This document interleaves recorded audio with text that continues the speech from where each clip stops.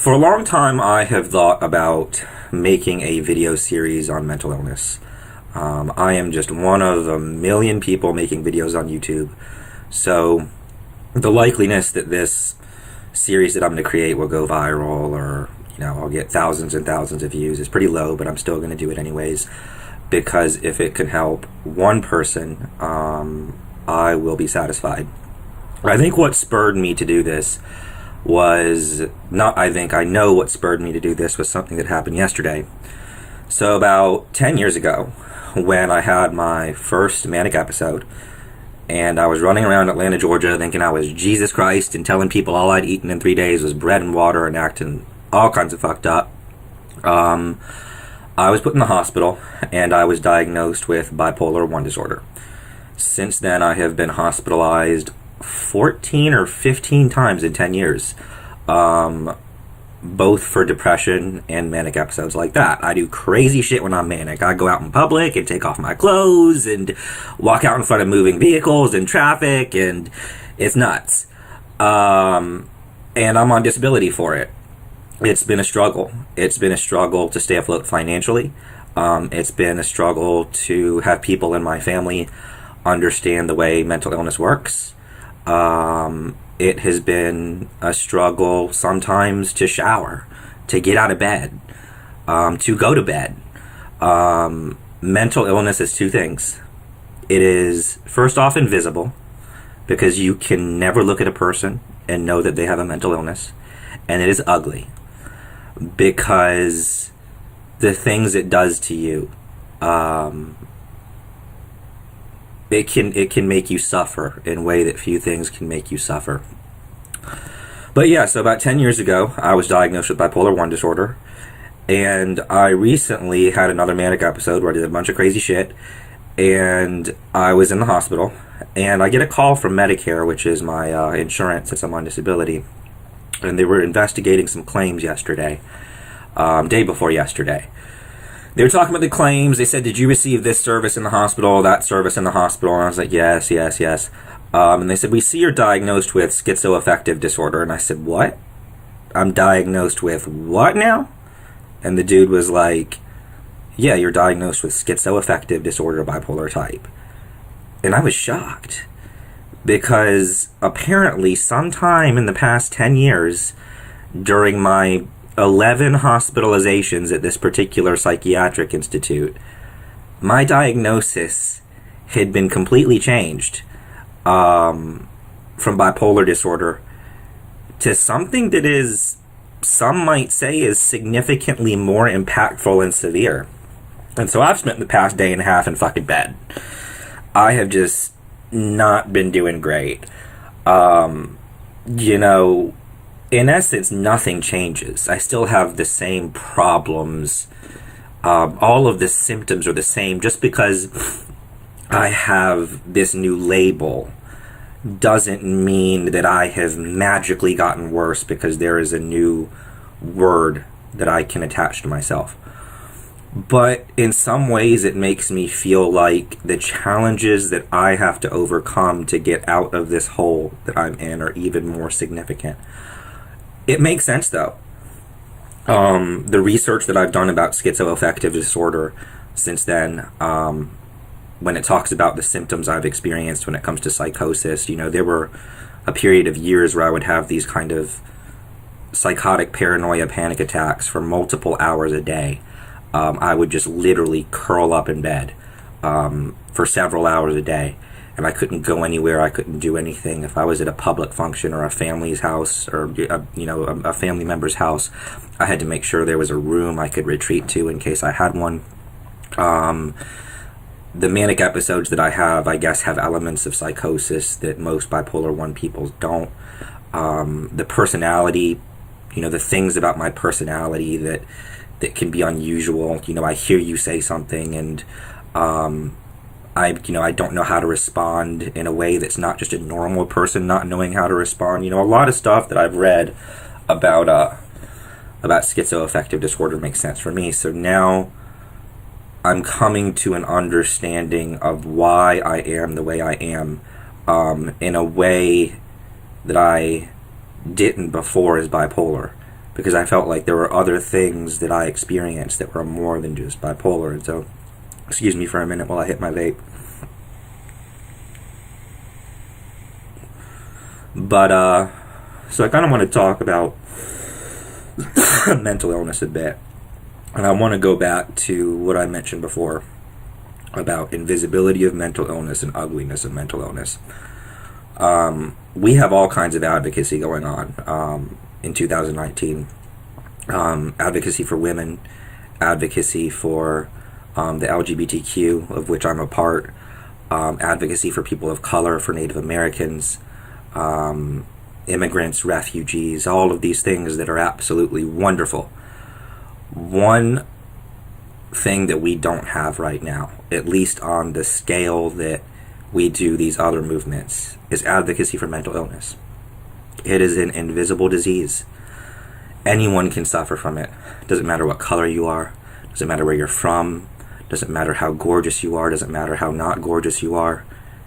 Anyone can be suffering from a mental illness of some kind, whether it's, bipolar disorder, schizoaffective disorder, schizophrenia, clinical depression, generalized anxiety disorder.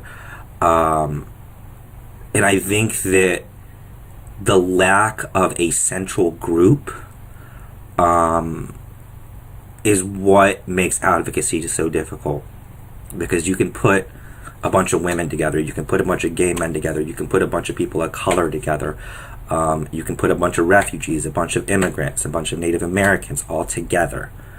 But mental illness is so all-pervasive and amorphous and permeates all of these groups that it's so many different kinds of people, and people like to rally around a big clump of sameness, if that makes sense.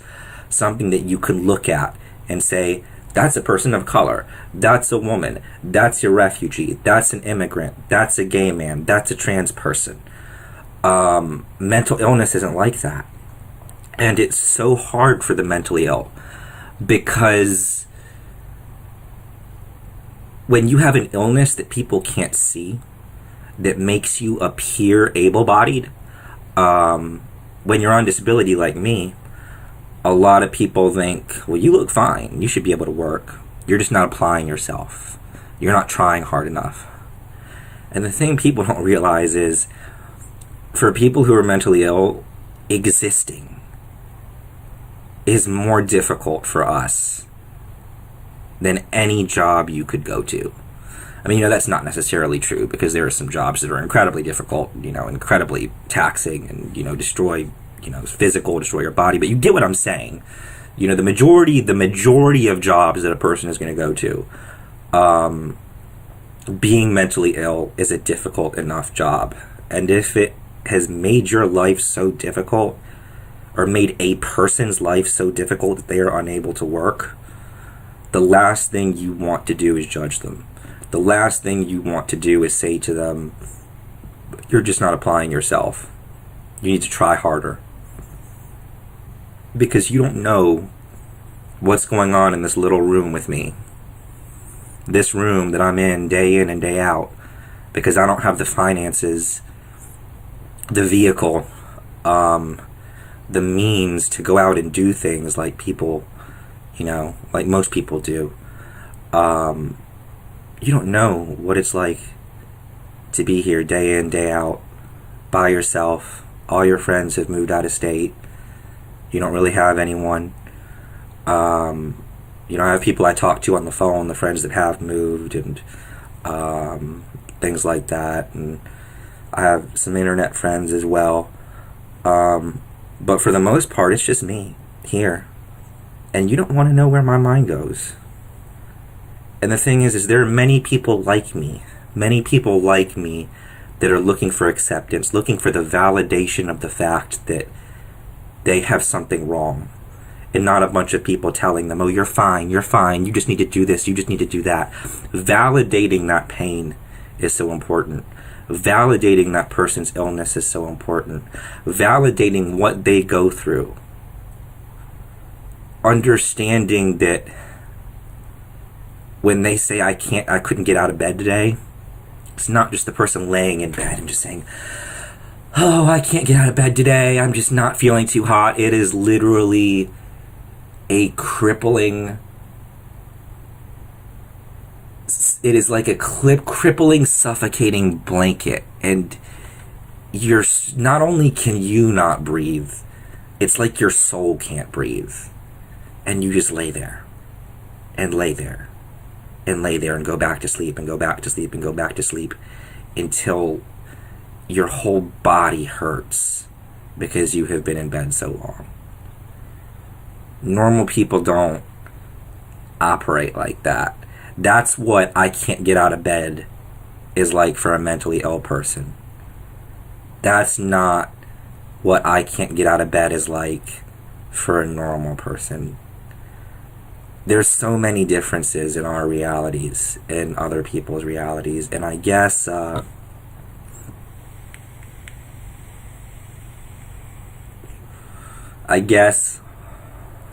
want to do my part to begin to get this story out for other mentally ill people, for myself, and talk about what the day-to-day is like for a mentally ill person, how we deal with it, how we deal with our families, because that's a big part.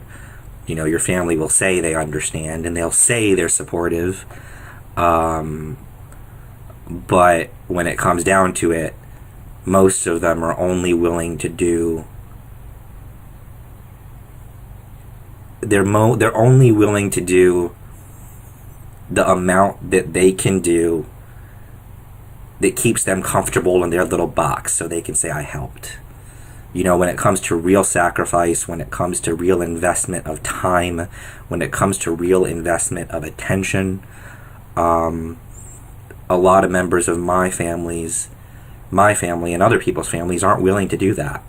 They aren't willing to make significant, meaningful investments in people.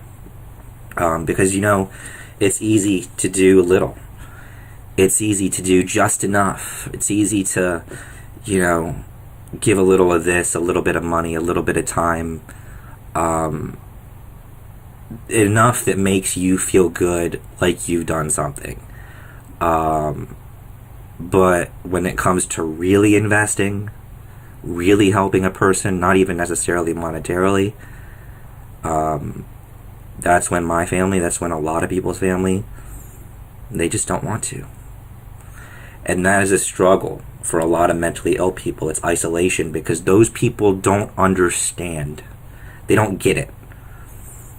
They think that, like I said before, they think that you're just not applying yourself for this, that, and the other. And they think, why should I go out of my way when they can do for themselves? And what they don't understand is, in a lot of ways, we can't do for ourselves. Are there things we can do? Absolutely. There are things that we can do.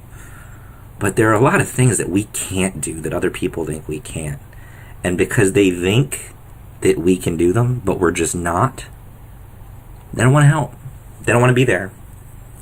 And that's a hard reality, because with mental illness, you can't see it. The person looks fine. I look fine. So does Jenny down the street, who might have, you know, who might have schizophrenia, or, you know, Mark across town, who might have bipolar disorder, or whatever, you know, Andrew, who might have clinical depression.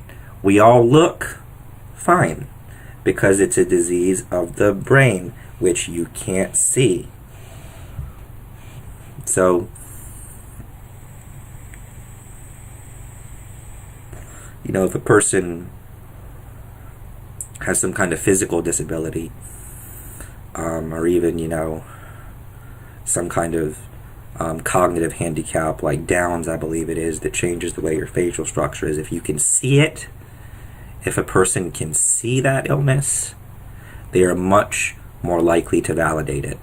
They are much more likely to help it. They are much more likely to advocate for it.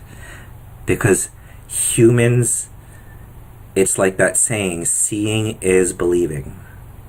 And that's how it is with us. We have to see it to believe it. You can't see clinical depression. You can't see bipolar disorder. You can't see anxiety disorder.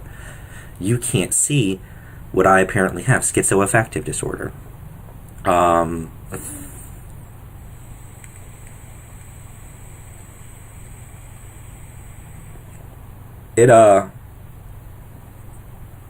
It changes you. And although I'm not Catholic anymore, one of the things I'm going to be talking about is my spiritual journey, and I've become Buddhist recently.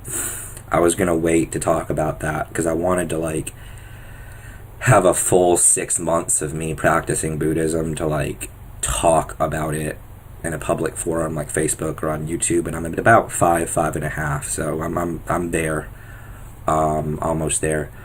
But I've gone through a lot of spiritual paths before I reached Buddhism, which is where I think I'm going to stay.